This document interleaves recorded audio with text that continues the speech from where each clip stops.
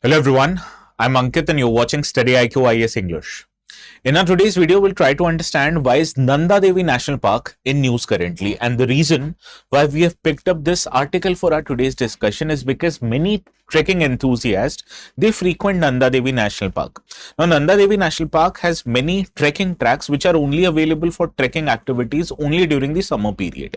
But earlier, these trekking enthusiasts have to visit the departmental offices for offline registration before conducting the trekking activities. But now the authorities have said that we are going to introduce an online registration portal which will soon be in place for easing the process of registration for the trekking enthusiast. Right now, according to the authorities, this registration portal would be live from 15th of May onwards. So let's see how this happens.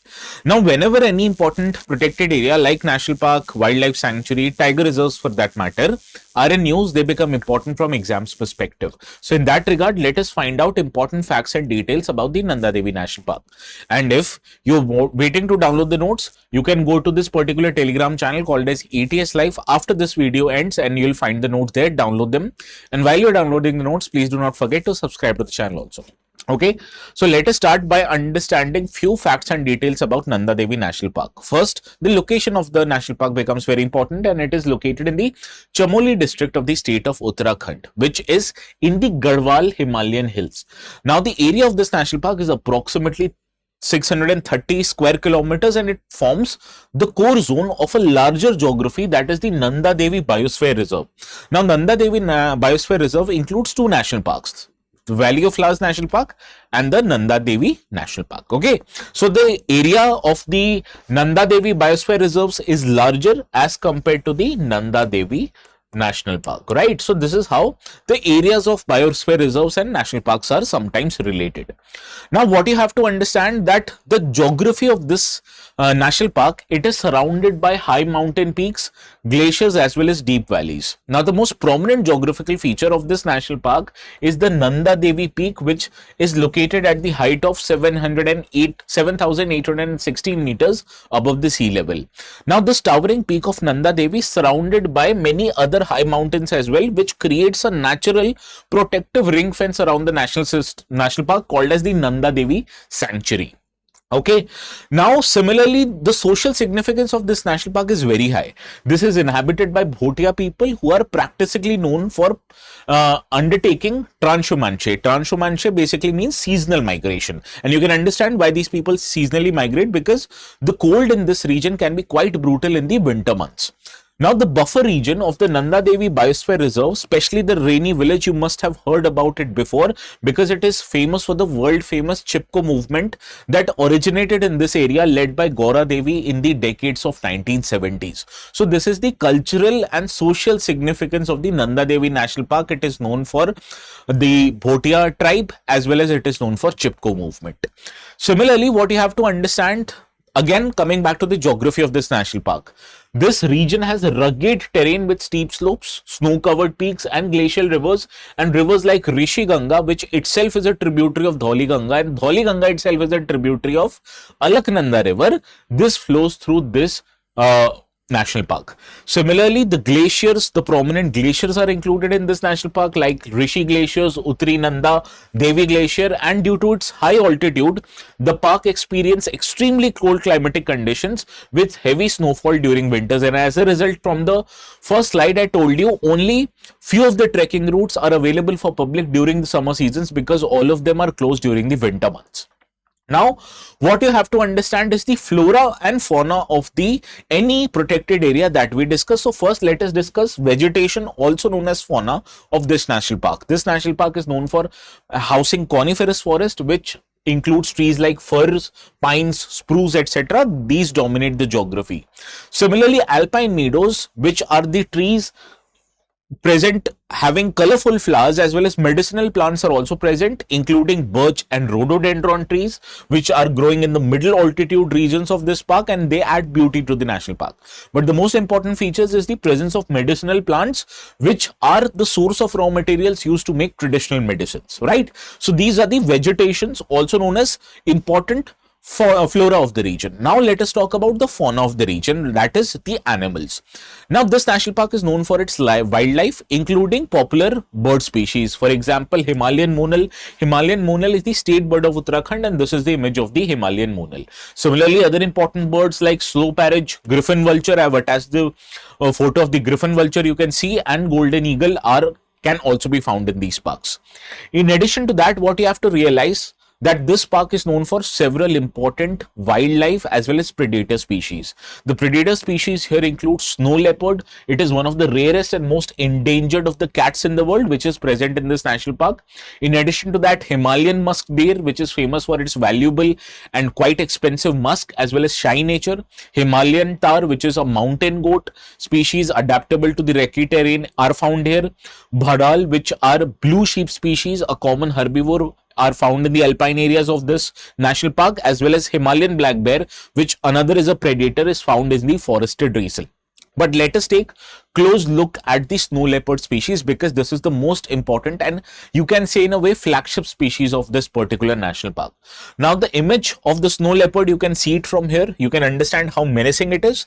Now whenever we talk about any species, it becomes important for us to understand the H, that is habits, habitats, as well as protection status of that species, and we'll do the same with respect to the snow leopard also.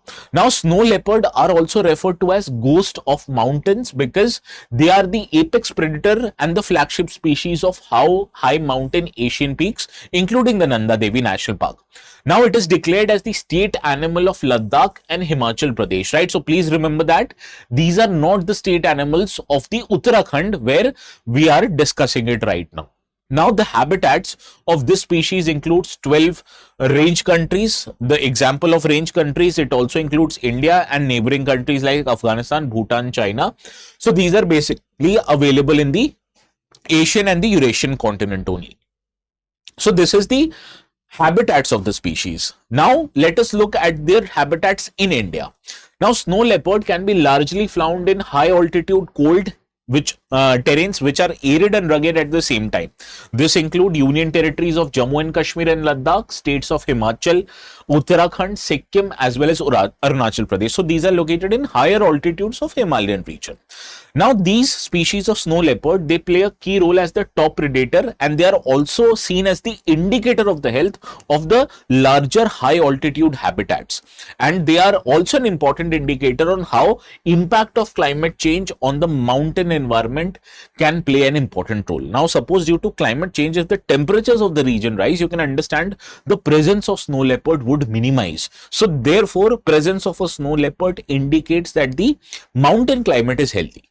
Similarly, if the snow leopards thrive, so will the other countless species in the largest freshwater reservoir in the planet. So this is how their health is interlinked with the high altitude Himalayan climates. Now this was the known habitats of the species. Now let us talk about the known habits of the species. As you can see this image of the snow leopard, can you see the size of the paws? It is quite large, and even if you look at the tail of these species, these are larger as compared to other similar members of the cat families like tigers and lions. So what is different about these species? Let us understand this. First are its extra large paws. These extra large paws, they act as a pair of natural snowshoes which prevents these cats from sinking into the snow, right? So it gives them a larger surface area to walk upon. Similarly, they have a round and short ears which reduces the heat loss, and the wide and short nasal cavity, it warms the air before it reaches the cat's lungs. So this is how they are adaptable to the extremely cold climate, because it reduces the heat loss and it increases the temperature of the air that they breathe. Similarly, they have an extra long tail, which I showed you, right? Now this extra long tail, it helps the snow leopard to keep its balance, and it provides them the extra warmth so they can wrap it around their body, giving them the extra warmth which they need in the extremely cold climates. But unlike other cats, please remember, snow leopards can't roar. They just basically meow like a cat. Okay, so these are the important habits of this species. Now, before ending our today's discussion, let us understand the protection status which are extended to these species of snow leopards. As per the IUCN Red List, they are categorized as vulnerable, not endangered. They are categorized as vulnerable. And in the CITES, they are categorized as Appendix 1 species, which means trade and transit of this species are prohibited by law. Similarly, in India's Wildlife Protection Act of 1972, they are given the highest protection status, that is of Schedule 1 species, which means hunting and capturing of this animal again is a punishable crime. Now, Project Snow Leopard was started by the Indian government in 2009 in order to protect the destruction of these species, and in 2020 they became a part of Secure Himalayan project of the United Nations Development Program, where India is going to set up its first snow leopard conservation center in the district of Uttarkashi in Uttarakhand.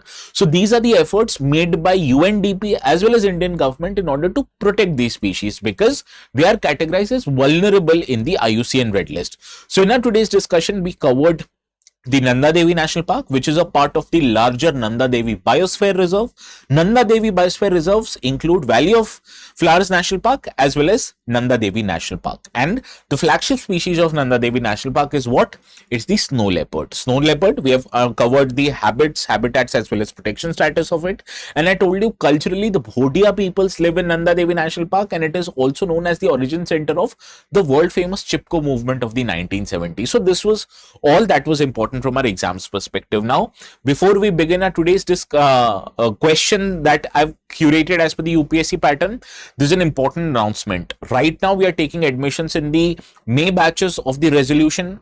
In resolution batches, the batches have already started from 7th of May, and the admissions to these batches would close from 10th of May. So before closing, if you take the admission, you're going to get maximum discounts.